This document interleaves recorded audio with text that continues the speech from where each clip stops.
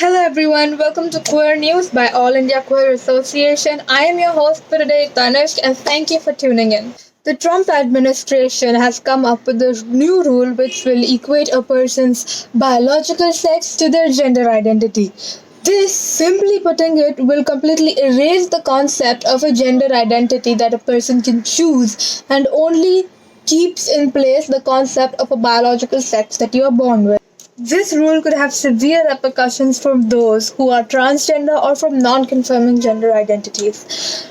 The Obama administration had set the Affordable Care Act, a part of which is Section 1557.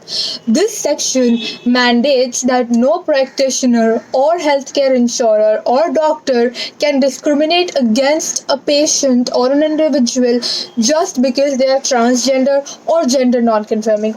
If this rule was to be passed by the Trump administration, it would technically make it legal for practitioners, medical doctors, healthcare insurers to discriminate against trans and non-conforming gender identity people or completely even deny healthcare to them. This is a huge blow because 70% of trans and gender non-conforming people have reported discrimination during receiving healthcare, and 27% have also been completely denied healthcare treatment just because of their gender identity.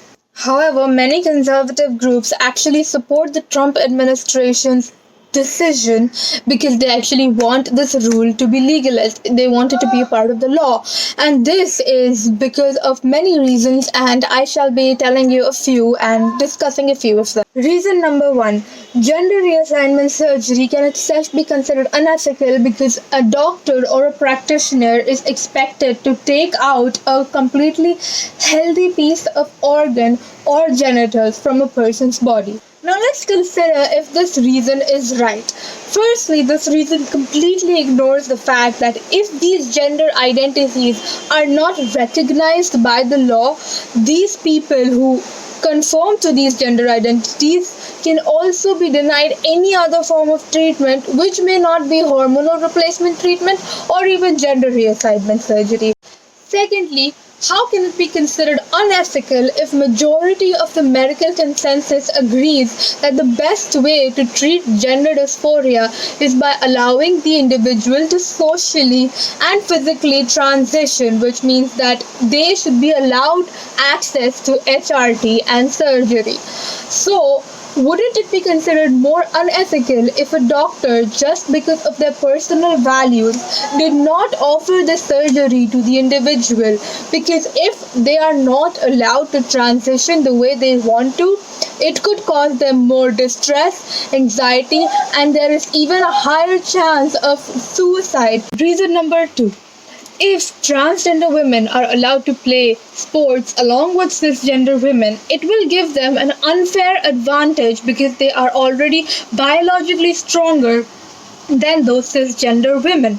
Now, this is very blatantly false because if it was true, there would be statistical data that transgender women are actually more likely to win in these sports than cisgender women are. However, it is proven that even though for quite some time transgender women have been allowed to play alongside cisgender women in these athletic sports, cisgender women still dominate these fields and are still more likely to win. This is because transgender women are only allowed to compete with cisgender women if their testosterone levels are beneath a certain point, which also means because it's scientifically proven that when testosterone levels reduce, physical ability reduces too.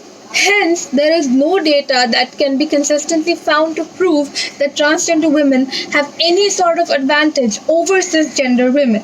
Reason number three. Conservative groups also believe that it is extremely dangerous to allow transgender people into washrooms or changing rooms or such places amongst cisgender people. Now, if you are to agree with this reason, you would have to first and foremost see transgender women as simply men who are predators, who are trying to infiltrate these spaces to commit sexual crimes against women, which conservative groups do believe. Hence, they think it is unsafe for the women there to allow transgender people into these spaces. However, this is simply, statistically speaking, untrue. Because in whichever cases where transgender people have been allowed to go to the washrooms which confirm with their gender identity, there has been no particular or significant increase in any sexual crimes, and it's basically not really making a difference. This new rule or this new regulation can be seen as another direct attack by the Trump administration on the LGBTQ community. Right after Trump also banned transgender individuals from joining the military. All sources are in the description box below about the things that I have talked about and about the facts that I have presented to you. What are your thoughts on this scenario? Leave your thoughts in the comments below, and if you're new, don't forget to subscribe and like this video. Thank you for watching.